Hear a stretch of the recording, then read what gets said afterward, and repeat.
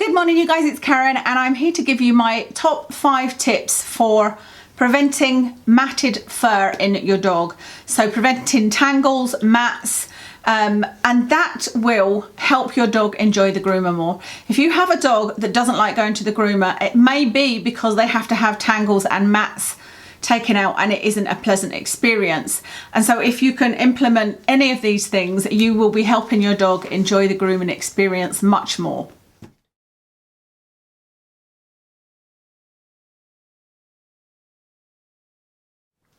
Number 1 is to wash your dog regularly. And by regularly, it depends on what your dog's activities are. But if you have, I'll give Watson as an example, a dog that goes out for walks every day in rain, mud, all weathers, and that likes to do a roly-poly, steps in puddles, etc., goes to the beach, gets sand in their fur, I would say once every fortnight would be good, once every week would be brilliant.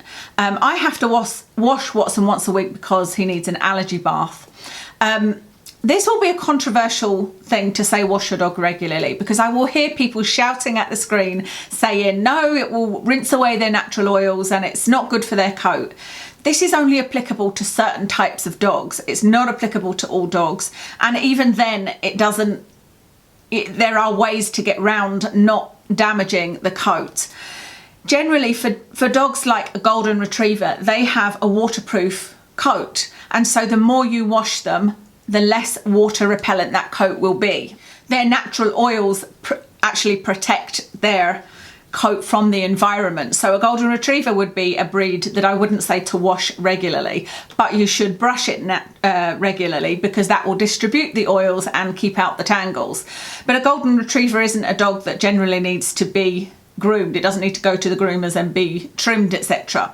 Another breed is like husky type breeds. Their coat would do better with more brushing and less washing. But for dogs that need to be groomed, such as labradoodles, cockapoos, any type of doodle mix, poodles, spaniels, there is no problem with washing their coat as long as you follow the rules of make sure you rinse and rinse again, because any residue of shampoo, etc., will give them itchy, dry skin. But as long as you rinse it all out, you will be fine. You can also replenish the coat, which I'm going to talk about, which will keep the coat in good condition. And like I said, Watson has allergies and we have been washing him at least once a week, sometimes 1, 2 or 3 times a week for 4.5 years, and his coat is beautiful. It's beautifully soft, it looks very shiny, and there's no issues with it at all.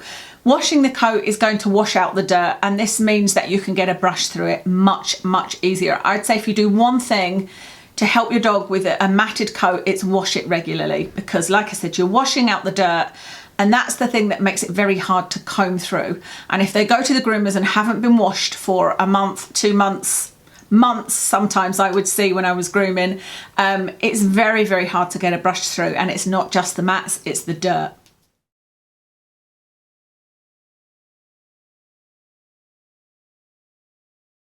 Number 2 is to condition the coat.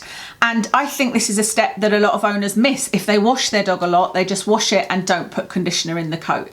If you put a coat conditioner in, it will create a film over the coat so that dirt won't stick to it as easily. It will make it softer so you can get your brush through it easier, and the process of brushing isn't then as traumatic for the dog. And also it reconditions the coat and keeps the coat in good condition. Hence the name. So use a good conditioner. The one that I use is the Wahl Showman, or I actually use a human one, which is not Pantene, Tresemme Moisture Rich. I'll link any products I mention, I'll link them for you in the description. And I have pH tested them, etc., to make sure they're okay for dogs. If you have a Schnauzer cross dog, so like a schnoodle, you won't need to condition as much because their coat will be very soft anyway, and it may make it a little bit too soft. Their coats are actually fairly easy to get through without putting too much conditioner on, so maybe be a bit sparing if you have a Schnauzer cross.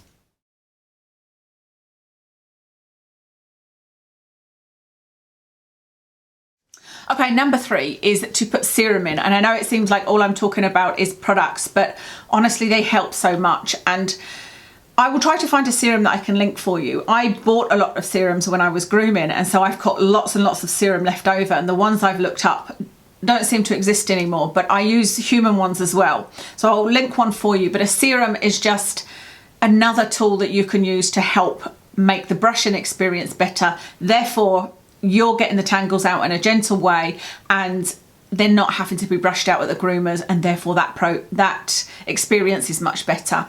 And what serum is generally like feeling like an oil or a serum that you put on a dry coat. Now, some people say coconut oil, but I used to use coconut oil on Watson's coat, and I just found that everywhere he lay, there was a patch of oil, and it never really sank in. He just would always then seem oily. The ones I've been using actually sink into the coat, and the slicker brush then goes through the coat much easier. I will particularly use that if he has, even if he's just been washed and conditioned, but he's gone out and has been laying, you know, sometimes they lay in like swampy water and it's all like matted together with mud. I will get my hands together with some serum and rub it all over the area, and then it's just much easier to brush that out.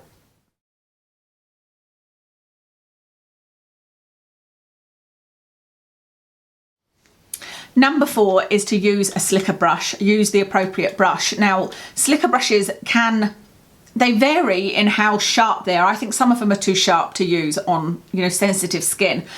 I'll try and find a link to the one I've got, but what you want one with a sort of curved end. You don't want one straight up. They need a little curve on the end. And if you use a slicker brush correctly, it will be a much better experience. The whole brushing experience will be better. What you need to do is to hold the brush as lightly as you can when going across the fur, and so you're not pushing in and trying to pull tangles out. If you take one little patch, say on their back, and just pull the brush along without pushing it down, without putting any pressure on at all, you'll hear that sort of noise where it's taking out the first lot of tangles.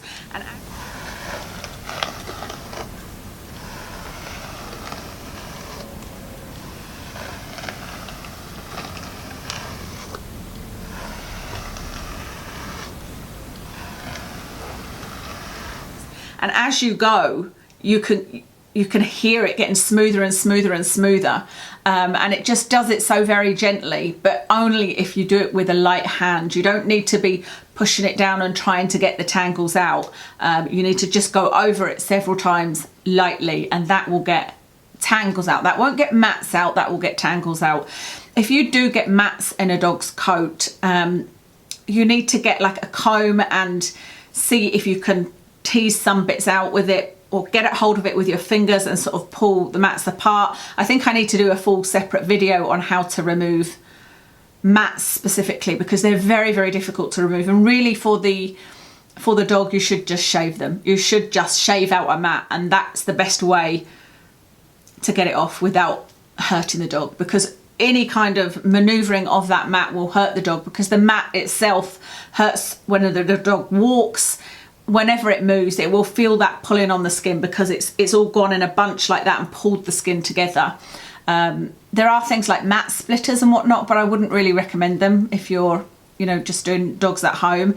I would say try with your fingers and pull bits apart, and then maybe try and tease out with a comb. The most important thing would be to hold your fingers at you won't be able to get under the mat, but as close as you can to the skin, and hold it very tightly and pull against your fingers, as opposed to pulling against the skin. Like, don't just use the comb like that. You need to hold the mat down and pull, like, you know, use the comb like that, so that you're not pulling the dog's skin. It's just going to be so painful.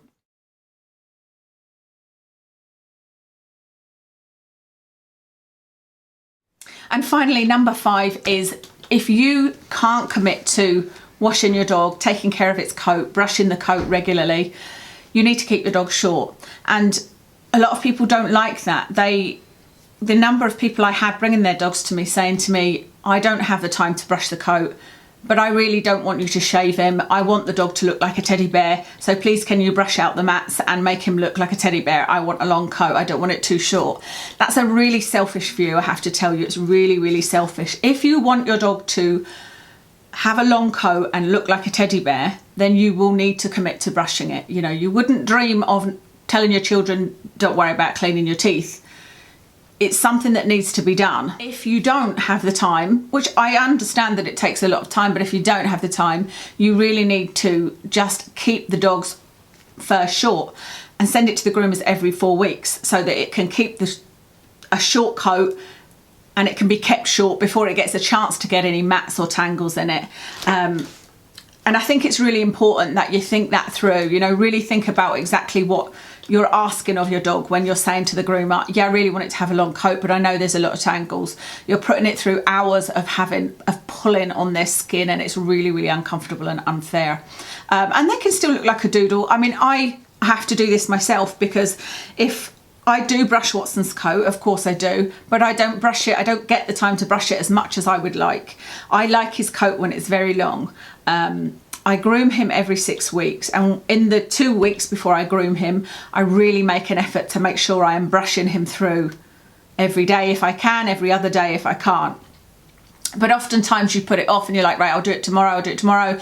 Then you get to it and find that there's a tangle somewhere, and you know, so I know that I can't do that for every day all the time. And so when I groom him short, and it's not my favorite look. I prefer the long shaggy look, but it's only fair to him because I wouldn't be able to brush him all the time, and he'd end up just having mats. And again, if I did brush him and keep his coat long, he doesn't love being brushed, and there would be tangles. You can't ever avoid tangles, and it just wouldn't be a pleasant experience for him. So those are my top tips. I hope that was helpful. I will link everything in the description for you if I've mentioned products, and let me know if you've got any questions. I'm more than happy to answer questions, and best of luck.